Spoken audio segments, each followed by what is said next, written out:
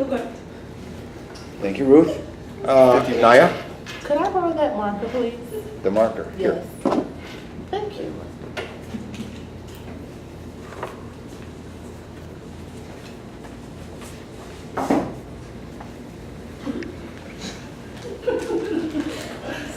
Yeah. Did you start it?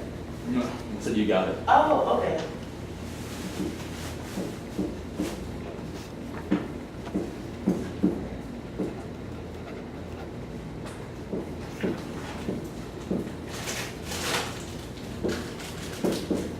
You can start it. Does anybody speak French? No French My speakers? dreams. Okay, so, I'm going to teach you a little lesson. So repeat after me. Epaulet, Okay.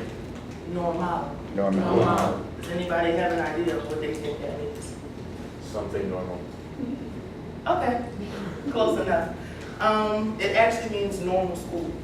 It's a privately owned 2-year course back in the 1800s that taught students to become teachers. So it was pretty much for educational purposes, you know. So hi, I'm Naya, and I'll be talking to you today about George Morris Phillips and his significance to Westchester University.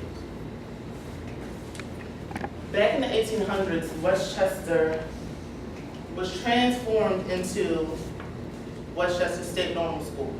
So they had their first class of 160 students, and they were enrolled September 25th, 1871. Westchester Normal School was the first school to be owned by the Commonwealth of Pennsylvania. In 1927, a 4-year program was initiated by the state for teacher education. So Westchester Normal School was then renamed Westchester State Teachers College. So at that time, it was a 4-year program to teach students to become teachers. In 1960, the colleges were introduced to their liberal arts program. The liberal arts program did not exist before 1960. So with the new name, Westchester State College, and a new liberal arts program, the school turned into a comprehensive college. On July 1st, 1983, Westchester State College became the only school, well, they were renamed again Westchester University of Pennsylvania. So as I'm telling you now, Westchester had a lot of names before it became Westchester University of Pennsylvania. Now I'm sure you're probably wondering, what does this have to do with anything that my topic is on? So the man behind the building, George Morris Phillips. He was the first president of this school before it was named Westchester University.